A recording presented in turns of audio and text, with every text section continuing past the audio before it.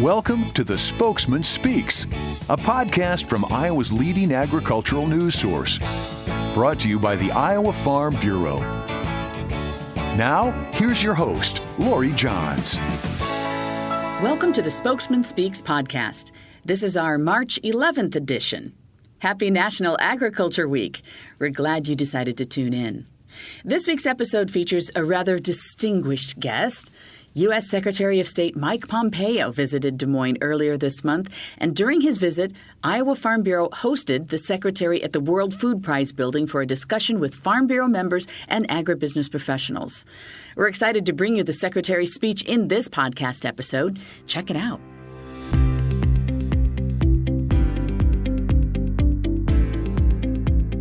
I'm so thrilled to be here in Iowa. It was great. We flew in last night, and believe me, it was a breath of fresh air to be out of Washington, D.C.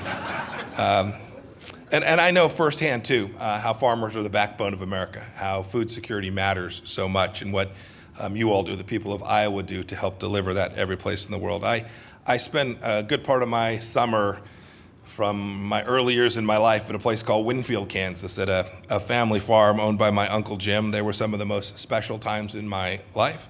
I remember the farm next door had a sign that said, "One Kansas farmer feeds 120 plus you." I'm confident if we drive down the highways here in Iowa, we'd see a similar sign, and I know it's true. George Washington has the famous quote that says, "I would rather be on my farm than be emperor of the world." I think he meant that too. I want to talk about agriculture and innovation and our relationship with China. The two, as you know, are deeply intertwined. In 1980, a now very famous man, the then governor of Guangdong province, led the first ever Chinese governor's delegation here to the United States, and they traveled straight here, straight to Iowa. A few years later, his son followed in his father's footsteps with a visit here and struck up a friendship with the governor.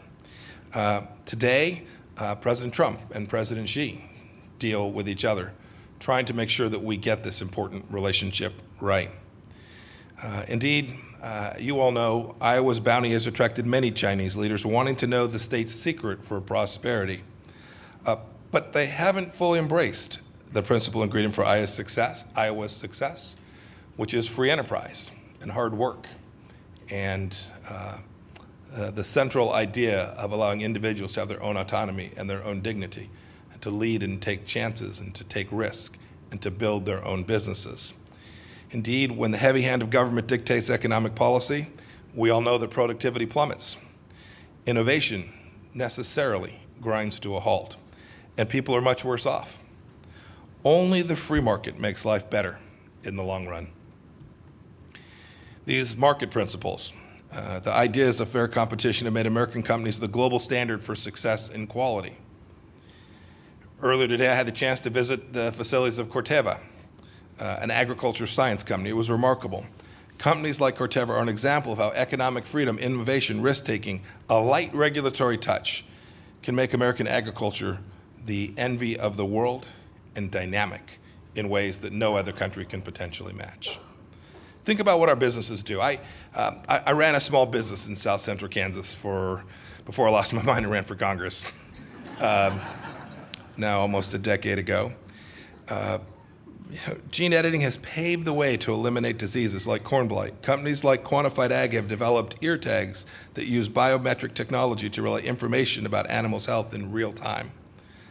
Others, like agribusiness, are using data from drones to help farmers make more precise fertilizer applications to boost yield. These things seem simple to us. They seem like common sense, but they arose out of the creativity and freedom that we have here in America. It has taken decades of ingenuity, which have enabled our farmers to produce harvests at levels the world would have been astounded by just a few years ago. This idea, this spirit of innovation, makes America what it is in the agriculture world, renowned for its integrity, known for its safety, and knowing, too, that we deliver reliable products each and every time. Indeed, when consumers eat an American steak, they know exactly what they're getting. Worldwide trust in the American brand is unmatched, from farm to table, as we might say. We also have the highest quality because of our free market system. Companies value their brand in a market-based economy and work to protect that reputation. Competition and choice cause people to play by the rules. Indeed, we have an entire ecosystem, some of them are standing in the back, an entire ecosystem of reporters, investors, food safety experts, consumer advocates, and non-governmental organizations to keep an eye on our companies and our markets. And our fair-minded justice system punishes lawbreakers. The vibrancy of our agricultural sector shows that America's economic dynamism is not confined to Manhattan or to Silicon Valley or to Cambridge, Massachusetts. The American heartland is vibrant with economic potency. And good things are happening here too in Des Moines, no less than they are in Palo Alto. There are even wineries in the Hawkeye State, or so I'm told. So look, you're more similar to California than you want to believe. And President Trump's low-tax, regulation-cutting agenda is ensuring that our ag industry, along with all the other sectors of our economy, have room to continue to grow and thrive, that our countries continue to innovate without undue burden, that our farmers will be able to bequeath their rich piece of earth to their children.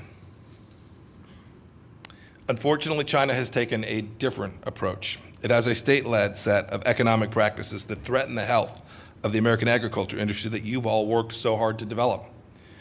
When we hear the stories of China stealing sensitive technologies, we often think of the technology powers that powers our fighter jets, our smartphones, and our medical devices. But Americans should know that China has targeted intellectual property and technology essential to farming, too. A few years ago, an Iowa farm security guard saw something suspicious in a field, stopped to investigate. He caught a Chinese national digging in the dirt, trying to steal genetically engineered corn seed that took years of research and development to create, and which had cost a lot of money to build. That individual later pled guilty to stealing seed from Monsanto, DuPont Pioneer, and LG Seeds. There's another story, a different Chinese national who stole hundreds of genetically engineered rice seeds produced by his employer. He stored them at his residence. He then passed the seeds to representatives of a Chinese Crop Research Institute when they came to town. And it wasn't until the Customs and Border Patrol, our CBP officers, searched their bags before a flight that he was caught. And then, of course, there's the theft that takes place in the robotics and industrial technologies that form the backbone of our agriculture industry as well. Every time there's a theft of this kind, it eats away at the history, it eats away at the seed corn of the industries upon which you and your children and grandchildren depend. And you should know, too, it's not just big companies that suffer. As one farmer said, quote, "What no one seems to understand is that they're stealing from people like me. They're stealing the research that farmers pay each time they buy a Monsanto seed." IP theft, too, isn't the only problem that China presents. It's an economic model that has for years survived on protectionism, rule breaking, state subsidies. China denies American companies access to its market through tariff barriers and non-tariff barriers, and they deny us the ability to compete on a fair and reciprocal basis.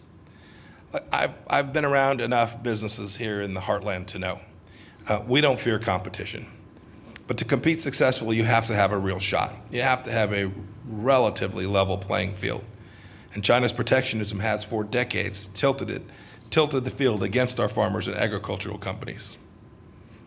You should know, too, that American agriculture exporters aren't the only folks that are the victims of China's state-dominated economy. As Ambassador Branstad reminds me, it is the Chinese people who suffer as well. Think back to 2008, when tens of thousands of Chinese children got sick from contaminated milk and baby formula, with several of them dying. Even today, many Chinese travel abroad to buy baby formula, and Chinese expatriates make big bucks shipping it back home for profit. A few years ago, Time magazine investigated fake Chinese eggs and came up with this list of scrumptious ingredients: resin, starch, coagulants, pigments, sodium, alignate. I'm going to stop there. Today in China, counterfeit goods, counterfeit products, the overuse of pesticides, reprocessed cooking waste all remain persistent problems. And just as China has guarantees of human rights written into its constitution, China boasts plenty of food safety laws. It's not about writing down one more regulation or one more rule. But enforcement is weak or non-existent, And as we see so often in socialist countries, the prevalence of corruption in China's state-commanded economy frequently allows this kind of fraud to go undetected and almost always unpunished. And even when it's uncovered, the incentive to cheat remains unchanged. The Chinese people deserve better. The good news is this: help is on the way. American producers and Chinese consumers will both be better off. The outcome of President Trump's trade negotiations currently underway will pay dividends for people in each of our two countries. The president's taking a very hard line on stopping the theft of intellectual property. For our ag producers, President Trump is fighting to level the playing field to which I earlier referred, so that there will be greater market access for each of them. This is great news. But opening up markets for new businesses isn't just a pet project related to China. It's one of the core missions of the State Department, which I lead, and it has been for more than 200 years. But we're doing so today with a renewed focus. Many Americans look at the State Department and wonder what it does for them. They see the Secretary travel to far-off places, and they ask the question, are Americans the first client of the State Department? You should know that you are. For one thing, we have 1,700 economic officers serving all across the globe. A huge part of their work on behalf of families in Iowa or Kansas or any other state is to create opportunities for American businesses to sell their products abroad. And when it comes to international commerce, I guess you could say that the art of diplomacy goes hand in hand with getting deals done. I'll close here. Under President Trump, our diplomats have been especially busy opening up markets around the world for all kinds of American agriculture. And along with our colleagues at USDA and the Trade Representative's Office and the Department of Commerce, this administration has opened up a path for dairy and poultry to Canada, lamb and goat meat to Japan, beef and pork to Argentina, poultry to India, lamb to El Salvador, beef and poultry to Morocco, eggs to South Africa, dairy to Turkey, and handfuls others. We hope that the EU, too, will soon lower its trade barriers and grant expanded access for American goods. Where China is concerned, new market access must come, and we must do so in a way that creates systems that are enforceable. It doesn't do any good to sign one more agreement, one more document, if a mechanism to enforce those commitments that the Chinese make to us doesn't have the capacity to create a set of rules and processes that are enforceable. One final point of importance related to keeping the American ag sector prosperous. Our abundance has always been an incredible blessing to the world. We have to extend that legacy. The promise of land and rich soil stretching into the horizon and a better life drew innumerable settlers to our shores.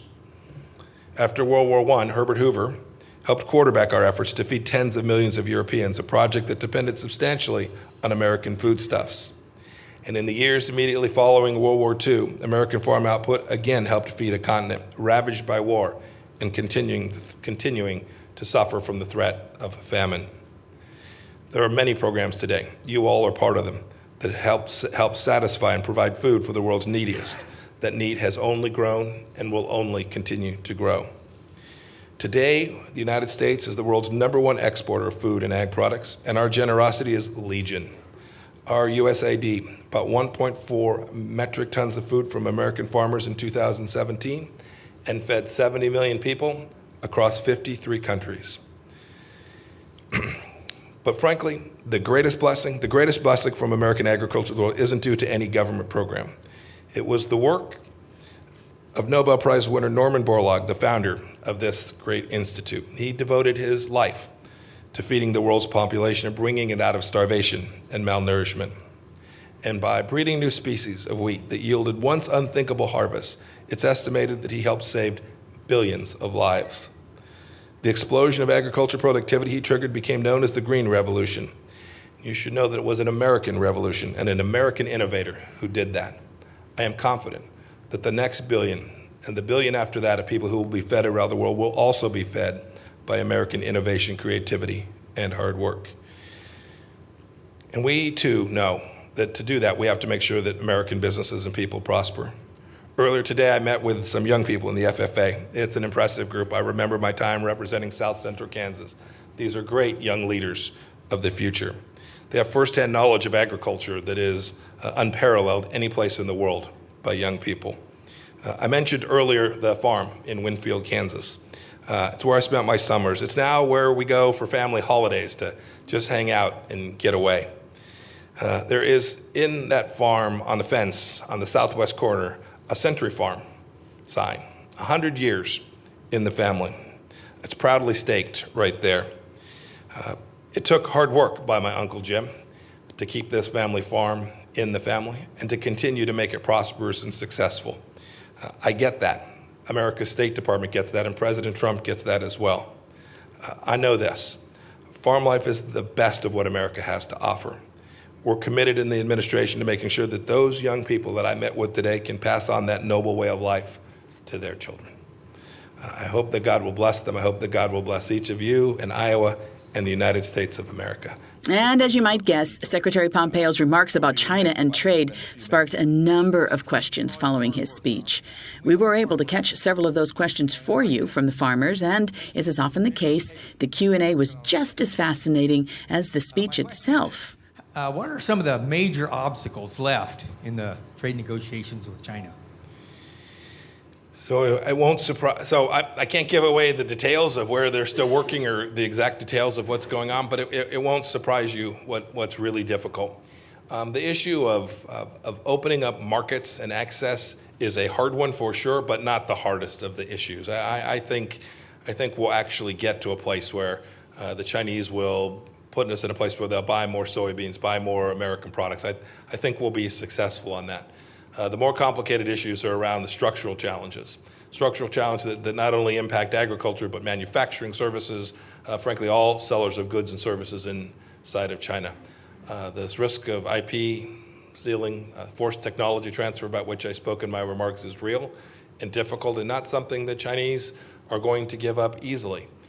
And then you attach on the backside of that that you need more than just a promise to undo those structural things. You need a mechanism by which those commitments can be enforced, and that's the focus. It's where Ambassador Lighthizer, Secretary Mnuchin, and the trade team are fully engaged. They have made progress on every one of those components of the agreement.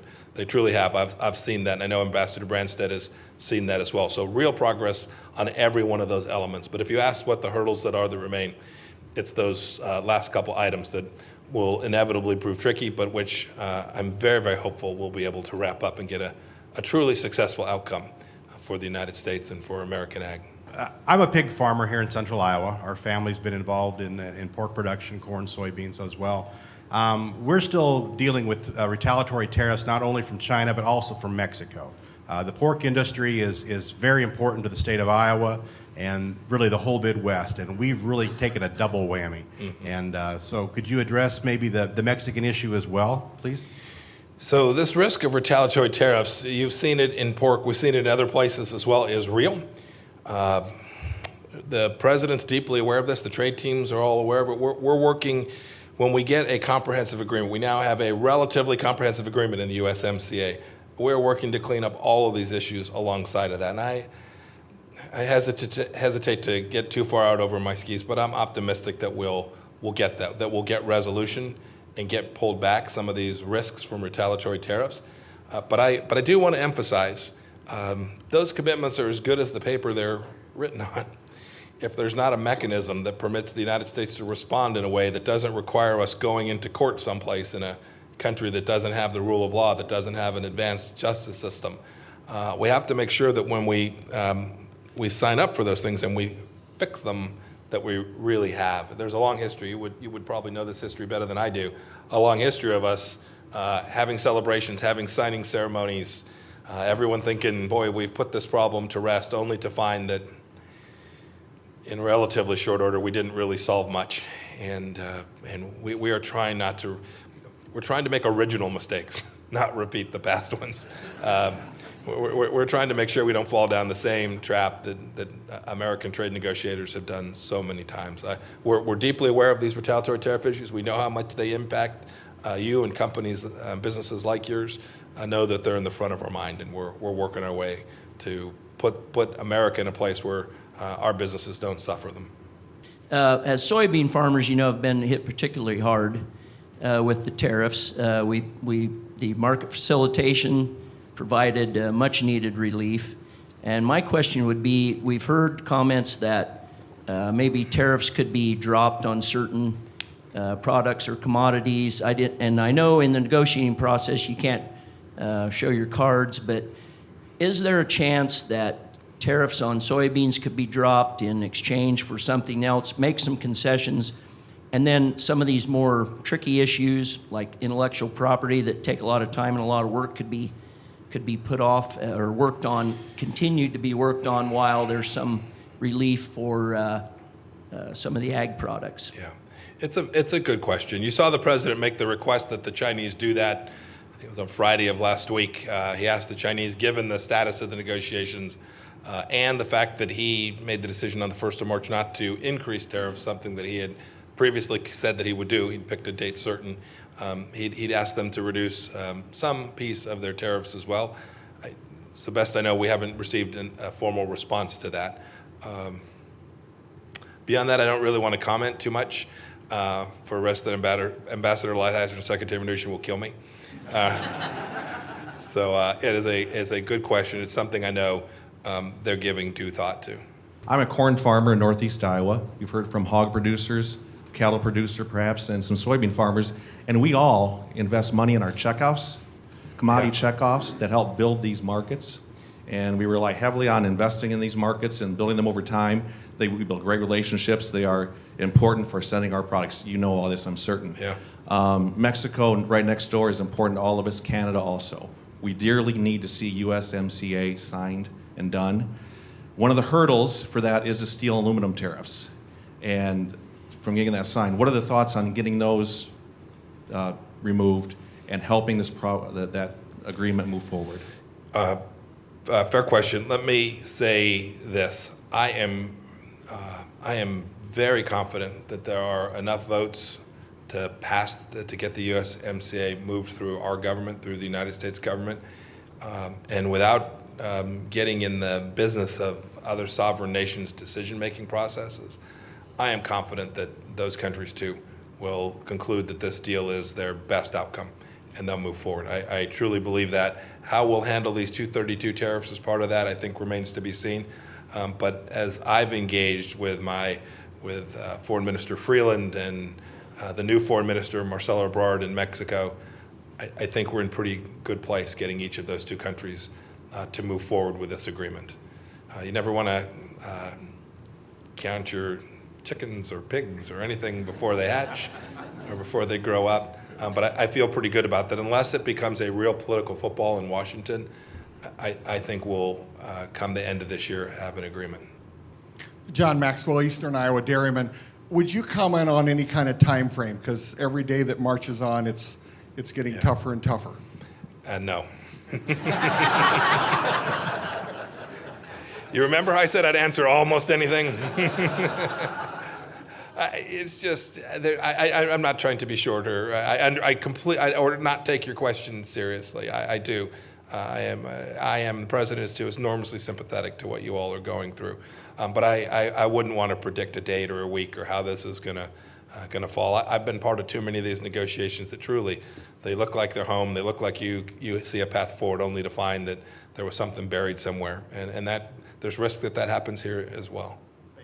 I would like to ask a question, yet another question on trade.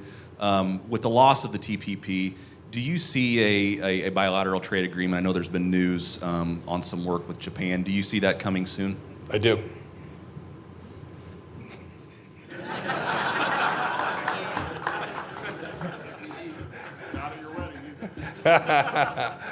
Yeah.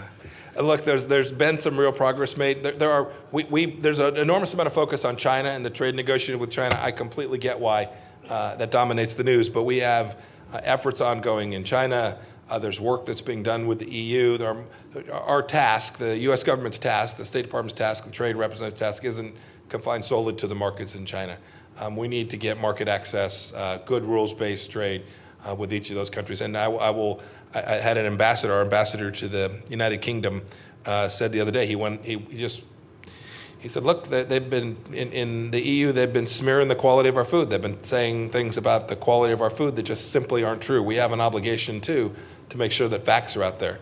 We deliver consistent, stable, affordable, high-yield, high-quality food products all around the world, and where the folks use these myths to try and knock down our capacity to sell into the market so that these countries can protect their farmers. The State Department has an obligation to fix that too, and that goes every place in the world.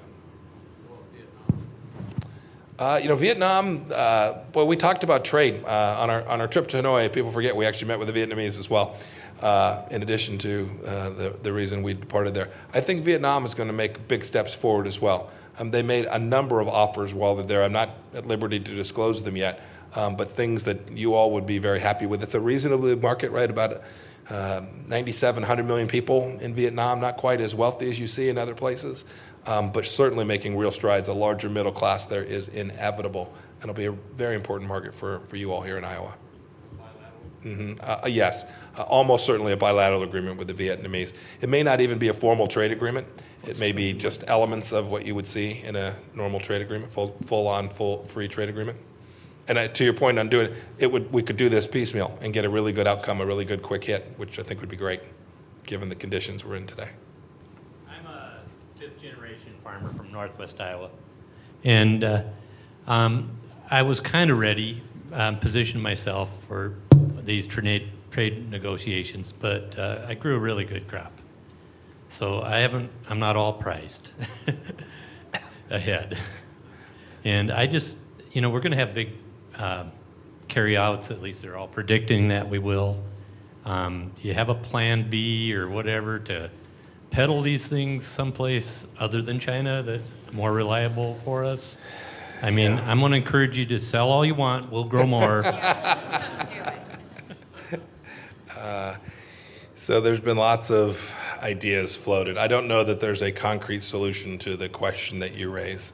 I wish I could tell you, yes, we've got the markets identified. We know the price at which we can clear. I can't tell you that.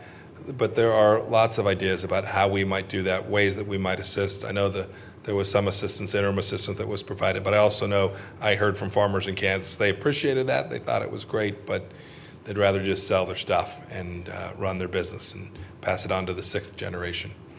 Yes. Mr. Secretary, thanks for coming to Iowa. I wondered if you could touch on North Korea situation and maybe opening up a trade agreement with them if something comes I down live in hope.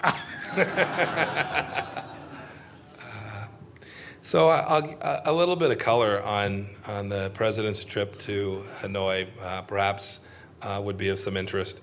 So I've been at this since the beginning. I took the first trip on behalf of the administration when I was the CIA director. I told a story that's not for repeating to your governor a little bit ago from the first trip. We've been engaged in the fundamental proposition of trying to convince Chairman Kim, who is 35 years old, that the historic strategy which said that absent nuclear weapons, North Korea will fall, that the government will fall, that it was their only way of achieving security for the country. And they trust that. They're confident that that will protect them. We've been trying to convince them with a fact-based presentation that says actually your best way, if your goal is tomorrow, you may well be right, but if your goal is 2, 5, 10, 25 years, that in fact those nuclear weapons will actually present risks to your country. That running a nation in the way that North Korea has been run is not a sustainable model for the next 10, 20, 30 years. But it's going to require Chairman Kim to make that strategic decision. We didn't get there this past trip, in spite of lots of hard work that was done by State Department team, DOD team, all the folks at the Department of Energy over the past weeks working with the North Koreans to try and outline what a real big deal would look like. We didn't get there. And so I am hopeful, although I have no commitment yet, that we will be back at it, that I'll have a team in Pyongyang in the next couple of weeks, continuing to work to find those places where there's a shared interest. The team will also be out working with our partners, right? We've built an enormous coalition, right? All the members of the UN Security Council. People think of these sanctions as being ours. They're not. They're the world's sanctions. Everyone understands the threat from North Korea. We think we still have everyone on board. We think the whole world still understands the threat, even after the deal that was proffered, which the president didn't think rose to the level of something that he ought to accept.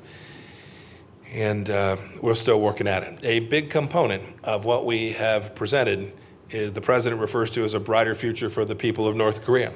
A significant component of that brighter future is the economic opportunity that sits in North Korea. For any of you who've studied this, there are enormous structural challenges, infrastructure challenges, electricity challenges. There are many, but it's a pretty fertile place. It's a place with 25 million people, an economy that has enormous potential for growth, and we believe that there are resources and willing partners who will come if we can make it across the Rubicon on the nuclear weapons to build a brighter future for the people of North Korea. And there would almost certainly be an enormous opportunity for American business to serve that 25 million person market. Well, it'll take a while to build them out to a place where they have a significant, scalable, middle-class economy.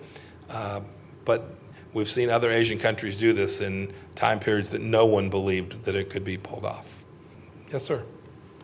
Do you think China's Belt and Road policy could eventually remove Africa and Europe and Southeast Asia from the American sphere of influence for markets?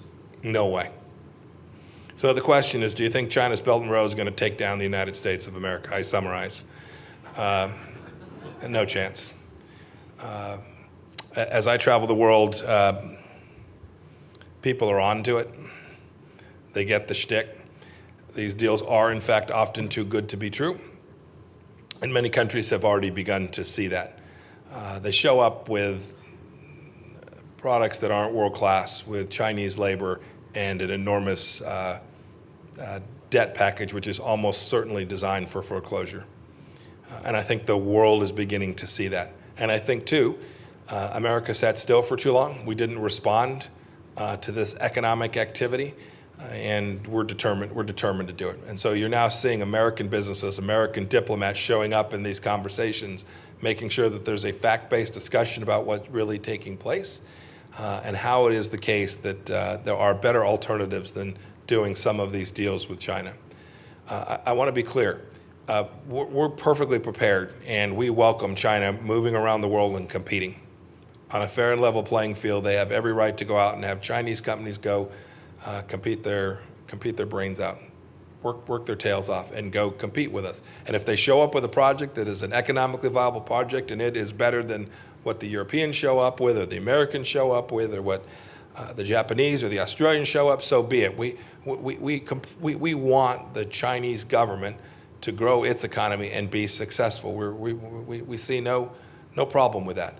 Where we have a real problem is when they show up with deals that just a soul in this room would do. That none of you would. How many bankers do we have in the room? Any financial folks? None of you would loan into these deals, and none of you would see the economic outcome that got you to the right place in that transaction. That means almost certainly that there's a political component to the investment, and I'm very convinced that the world is waking up to this risk. I'm very convinced that America is responding to this risk, and I always believe that over a substantial period of time that markets always beat centralized government every place you find them. And I think that'll be what happens here with the China Belt and Road Initiative as well. As a Midwest farmer, you understand the power of a handshake deal. Being a former director of the Central Intelligence Agency and now in your current position, I'm sure you understand that facts really matter. And with the Chinese, we see that there's some flexibility with facts. I work for Iowa Select Farms. We're the largest pork producer here in the state of Iowa.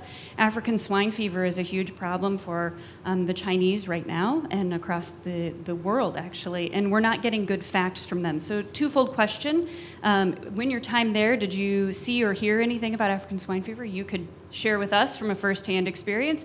And secondly, how does this flexibility with facts play into trade negotiations with the Chinese government?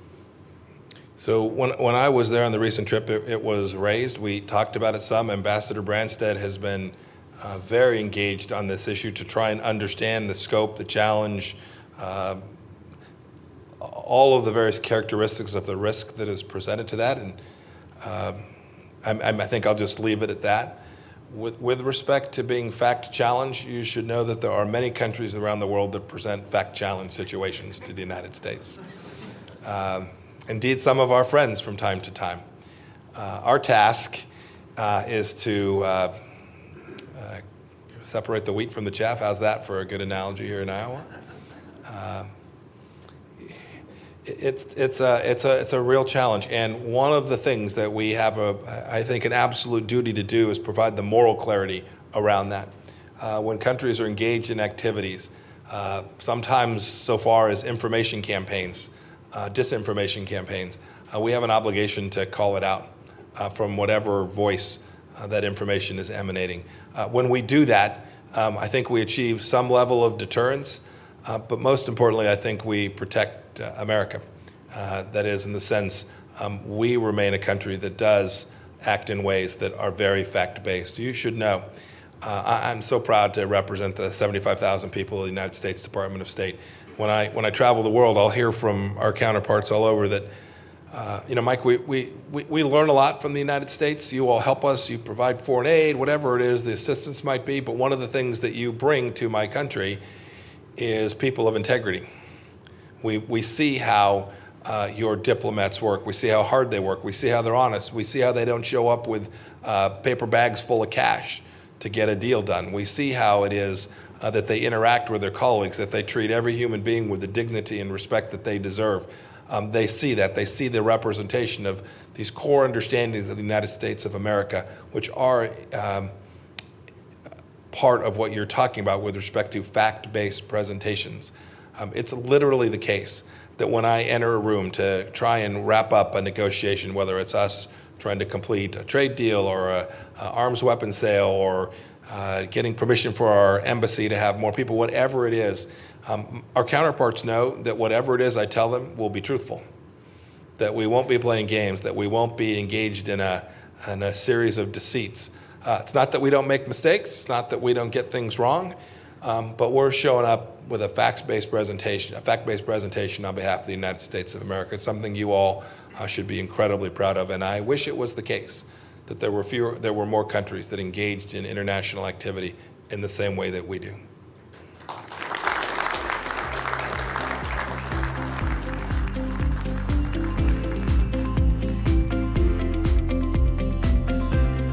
Iowa Farm Bureau takes a lot of pride in working to unite agriculture, and we were thrilled to give Iowa farmers an opportunity to meet with the President's Chief Foreign Affairs Advisor. We certainly appreciate Secretary Pompeo's visit, and I'm glad that you were able to listen into the discussion, too. It's kind of nice to hear that. Maybe you weren't able to attend in person. That just about does it for this episode of the Spokesman Speaks podcast. But before we wrap things up, we wanted to bring your attention to a couple of upcoming opportunities. During our last podcast episode, we mentioned that Farm Bureau is hosting a series of meetings around the state to help farmers select their best risk management tools through the new Farm Bill. Now, those meetings are happening right now, so be sure to find the one closest to you and get registered. Registration is also open for an upcoming Young Farmer Tour of various agricultural sites in the Kansas City area. Doesn't that sound like fun? And hey, by the way, it's a little bit warmer in Kansas.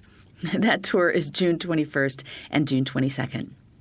And finally, the nomination period is now open for the 2019 Iowa Conservation Farmer of the Year Award.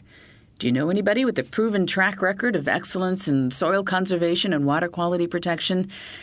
Well, people need to hear them, need to meet that family, meet that farmer. So be sure to nominate that person right now before things start to get pretty busy in the fields. You're going to find out more details about all of these opportunities at iowafarmbureau.com. Just check out our website. And be sure to join us for our next podcast episode on March 25th. We're going to have a nationally recognized expert to help us correct misconceptions about the environmental impact of meat and livestock production, as well as a really important update on a federal rule that Iowa's farmers have been working to improve for years now. You don't want to miss this next episode. So until next time, thanks for reading The Spokesman. Thanks for all the great stories and inspiration. And thanks for listening to The Spokesman Speaks. Thank you for listening to The Spokesman Speaks, a podcast by Iowa Farm Bureau. Check out more podcasts and articles from The Spokesman at iowafarmbureau.com/spokesman. You can also find and subscribe to the Spokesman Speaks podcast in the Apple Podcasts app, Google Play, and other popular podcast apps. We appreciate your ratings and reviews and welcome your feedback at podcast@ifbf.org.